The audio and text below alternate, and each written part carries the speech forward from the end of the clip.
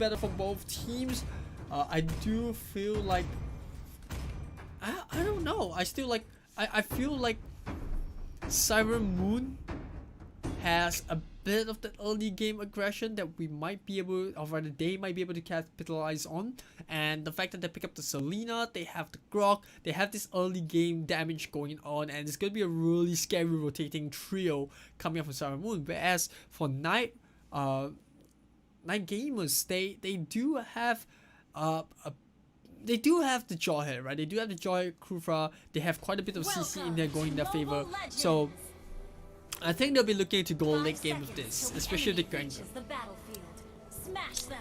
Because as early game as Granger is, because of this, you know, the crit of this, the fact that he does have the Death Sonata, I think late game is really where Granger can shine. You know, the burst damage does reduce a bit. As long as they can avoid getting stunned up by Abyssal Arrows coming up for Unicorn, they should be able to do the trick. I think the key player early game would be Lean, who's playing this Grok. Really excited to see what she can do with it. I think she is going to be fantastic. Now, obviously, Lean's going to be able to hold up the middle of the lane by her own, as the rest of Siren Moon will do their stuff. And GID will be taking up the blue buffers.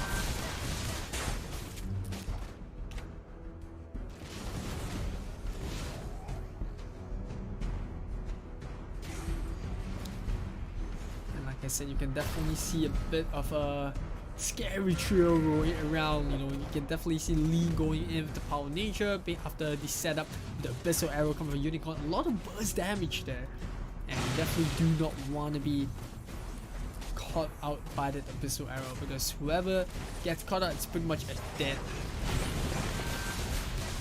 You're right there. Valer getting a bit of a gang coming up, and the first blood will go in the way of Night Gamers ID.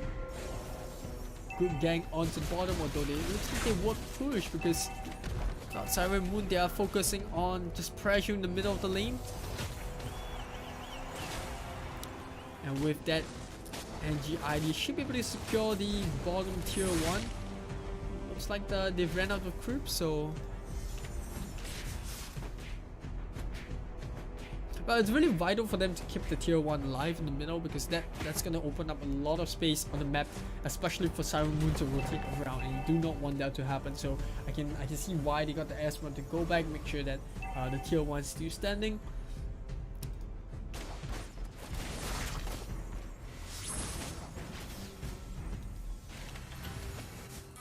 Siren Moon trying to find out where the Jawhead went, didn't really manage to get the gank off, and it's gonna put even more pressure onto the bottom lane because of the fact that they're all at the top. It looks like NGID do not want to commit to that push.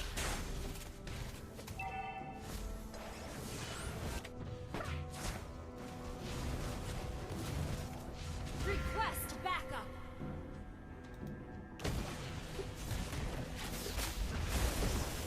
Turtle resurrecting soon.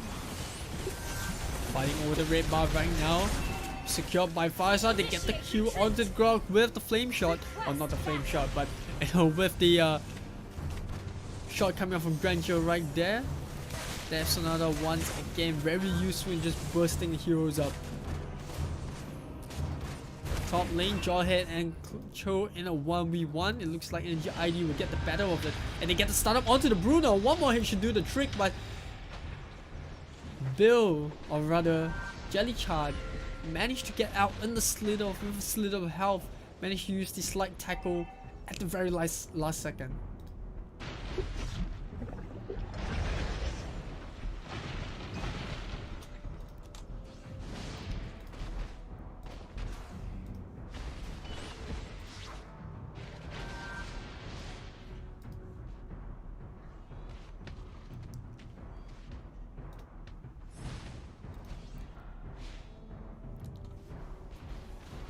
Siren Moon just playing a little bit passive, just soaking up all this pressure coming from NGID, who has been doing a fantastic job in making sure that they have the control over the lead. 4k up in 4 minutes. Really good pacing coming up from the red team.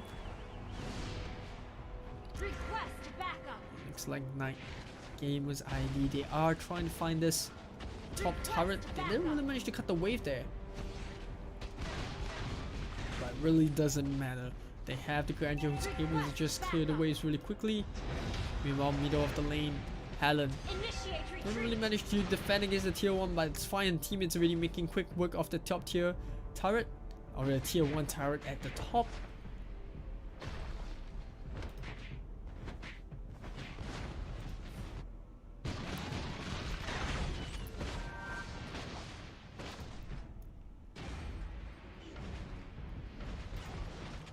Peach gonna set up.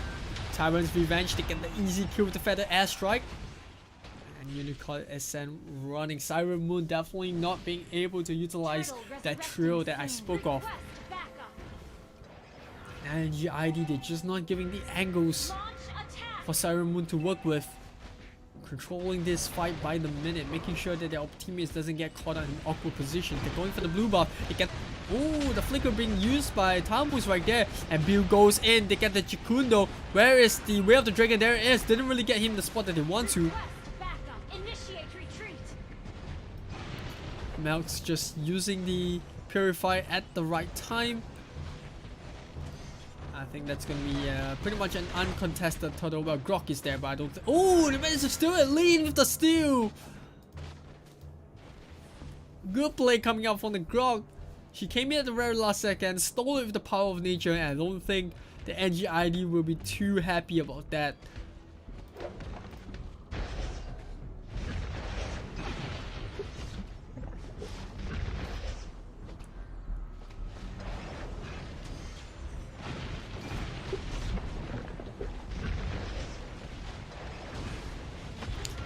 See a lot of aggression coming from NGID now, capitalizing on the lead that they have. They get the Q onto the Tamus, and now they're moving into the jungle.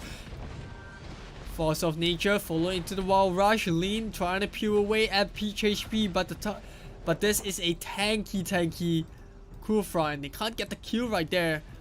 IDS also split pushing onto the top side, making sure that Bill has no way to push onto the top lane. NGID just controlling every single portion of this map. 5k goal lead now, 3 turrets under the belt.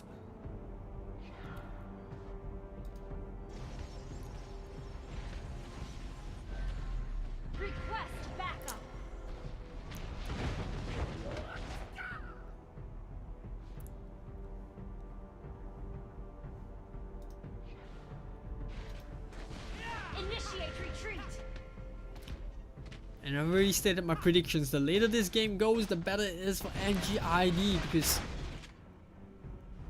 as each minute passes by, Granger's just gonna build into more items. She hasn't even had a bit. She did manage just to pick up her Blade of Despair, but imagine the damage she output. Look at that! She immediately blows up Unicorn. The ceiling that goes down within a couple of seconds.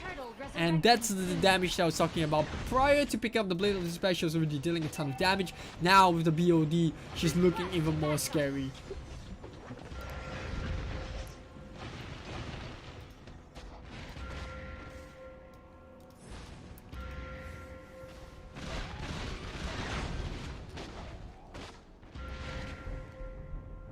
Launch attack. NGID putting on a really good performance. They're zoning out members of Siren Moon, making sure they can't defend this tier 2. They should have it. Meanwhile, Esmeralda dragging more members of Siren Moon down to the bot lane, falling Star Moon, trying to delay even more time, but she runs out of HP. So it's kind of a sacrificial bait at the bottom side.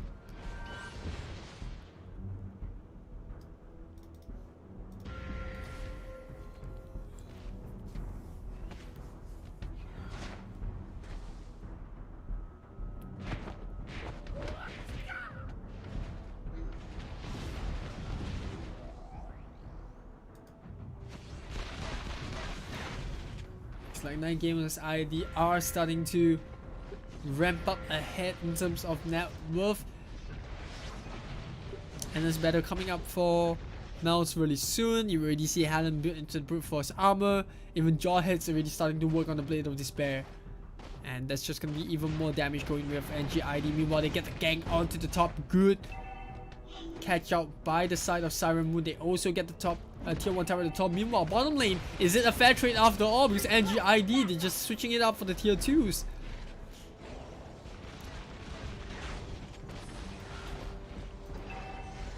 NGID making sure that the trades that they're making goes in their favor. And it certainly has for most of these fights. Jellychar and Lin cutting the wave away to make sure that NGID can't continue pushing down the mid. Boy, this is going back and forth. Siren Moon, despite being on the back foot, they are still trying to make work across the map. But now Lin in a lot of trouble, being chased, forced to use the Wild Rush to get out of Helen's reach, and they will back off safely. Although Lord is coming up, and I'm sure she wanted to keep the Wild Rush for that fight. Buff being stolen away by Mouse.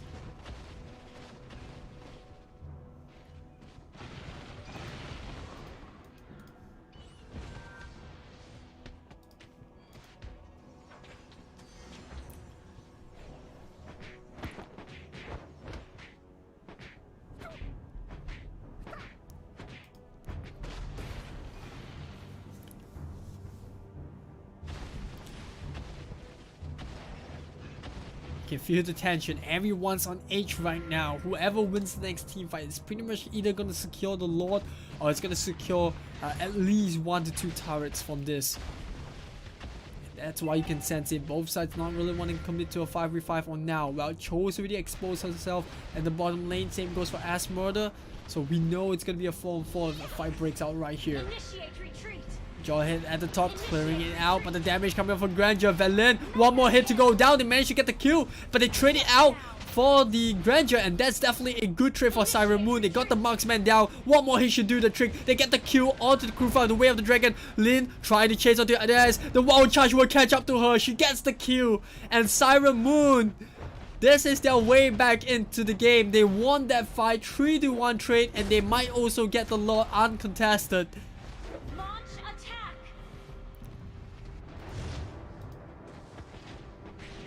Well, Siren Moon, they pulled that out of nowhere. Jawhead showed herself at the top lane. They knew it was a 4v3. And you gotta give big ups to the Cho, managing to find the Grandeur in the middle of it all. Coming up at the right time. I would have thought that Unicorn would set up the fight with that Bustle Arrow, but never mind that. They got the kill, and that was all it mattered.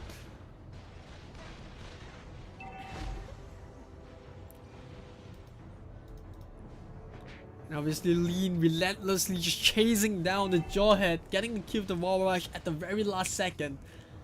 That was also vital, and now Idea is going to be a lot of trouble. Tries to go past, didn't check the bush, and gets taken out. They get the tier 2 at the bottom, Lord coming up on top. And this puts NGID in a dilemma. Do they defend against the Lord or do they defend against the push? Well, Siren Moon, they won everything. Bruno down the mid, 2 members down the bottom, Lord at the top. And Siren Moon, boy oh boy, they only won 1 fight. But 1 fight is all it takes. 1 more swing of a hammer or the axe, and Siren Moon's got a 2 tier 3s. Oh, a huge wave coming down on the bottom lane.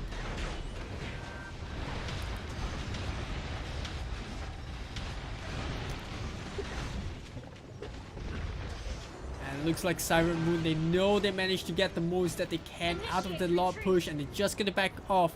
They got 2 tier 3 turrets, and they pretty much overlipped in terms of the net worth. Look at that. NGID were ahead for the entire game, and you know, in just that 1 team fight, Siren Moon managed to not only overtake the net worth, but they got back all of the control over the map that they lost so far. Obviously EXP gain is pretty much the same. Most of the heroes are already maxed out, or rather the carries on both sides are already maxed out, so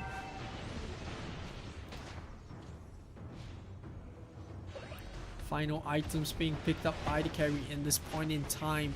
But Siren Moon, They did manage to pick up the bottom tier 3. And so super minion waves throughout the lane coming up for the blue team. And NGID now finding their backs pushed against the wall.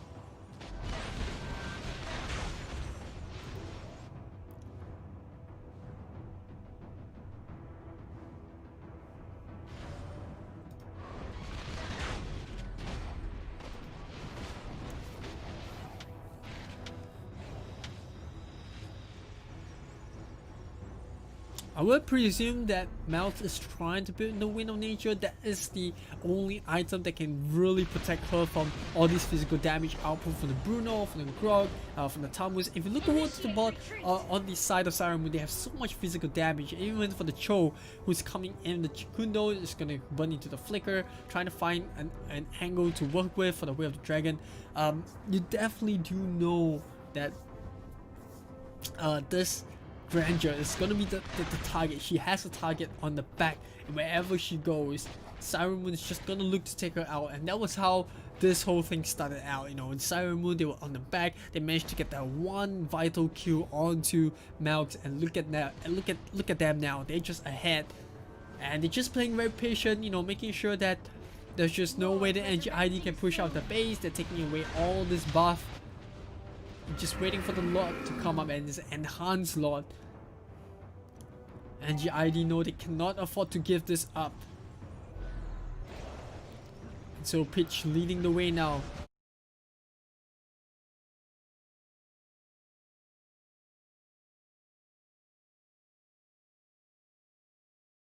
For NGID. Waiting, just creeping nearby. There is also a lingering threat of the Cho getting taken, but eventually the Lord goes down uncontested. And the question begs, how well can NGID defend in this point in the game? Where, you know, they were ahead by so much, you know, they got their backs pushed against the wall. And now they have this enhanced Lord along with 2 waves of super medium creeps pushing down their base. Looks like NGID have to quickly take it out. It's too quick. There's just too much damage going in the way of Siren Moon. And they are your first grand finalists of the FSL MLBB Indonesia tournament.